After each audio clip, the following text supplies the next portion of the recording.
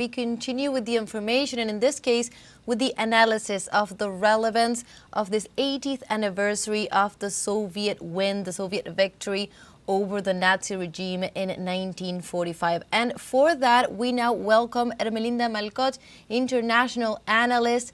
Thank you, Ermelinda, for joining us here from the South to go deeper into such an important topic. I would like to start by asking you, from a European perspective, from Europe, what does this day mean as in terms of how it shaped the decades after that moment in 1945? Well, it's a bit strange because we have some kind of schizophrenia in Europe about that date. Actually, the 9th of May has been converted the European Day by the new European Commission authorities because they don't want to align with the agenda of commemorating the end of fascism with the Russians. So we can see that there is some kind of separation between Europe and Russia, and it has been the case actually since a very long time, and even since before the winning of the war by Soviet Union. So the project of separating Europe from Russia or the Soviet Union, it's a very long project, and nowadays we can see how far that project that has been initiated by European imperialism, but also by the United States, how far that project that has been fomented since several decades has reached today. So we have several several presidents or prime minister from Europe that has been going to Russia, but that are facing sanctions from the European institutions. So it's a very strange day. Of course, lots of anti-imperialist people are very proud of the victory of the Soviet Union and Russia against fascism, but we feel that we are against our own authorities on that subject.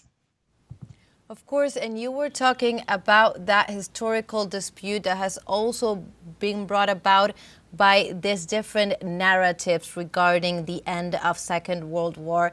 And we see, for example, today this very important parade being held in Russia with the presence of very relevant international world leaders.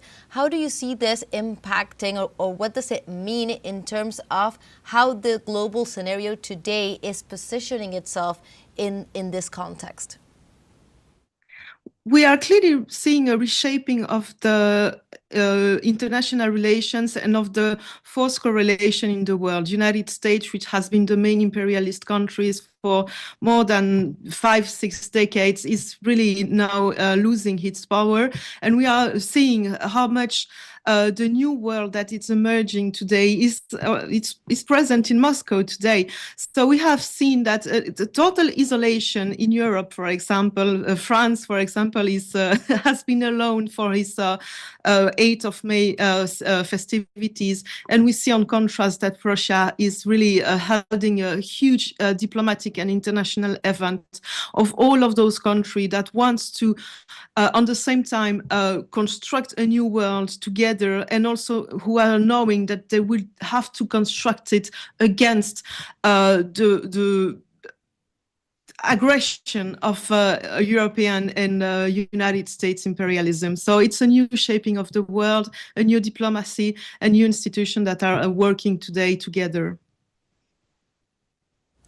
It's very insightful also to understand the tensions, of course, that have to do with the present moment. And you were talking before about this project of separating Europe from Russia and, of course, its historical roots.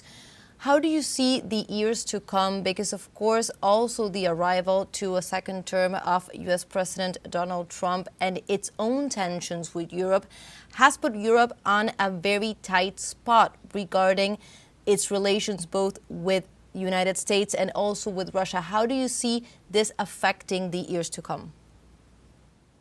Well, it will be a very schizophrenic process again. I see Europe in a very strange position because we have to understand that European institutions, it's not a European creation, it's a United States creation. So cutting the relation with the United States would be quite difficult. So Europe is trying to enter a little bit into that new multipolar world, but would not have all the means to do, because it has that quasi-colonial relation with the United States, and also because Europe is it's a conjunction of imperialism, and imperialism is very incompatible with what we are trying to construct into the multipolar world. So it will be a very difficult position.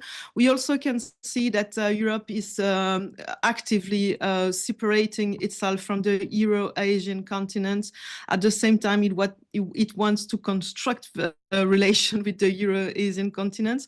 So what I fear the most is that on the day of the 9th of May, we can see that Europe is really cultivating some fascist element into its continent. We can see it obviously in Ukraine and in the Baltic countries, but also we have to remember that, and we have to read all the biography that has been produced the last day, for example, of the family of Ursula von der Leyen, President of the European Commission, which has a long history with Nazism, the history of the family of the new Chancellor of Germany, which has also a long history with fascism, the history of the French president, which has a long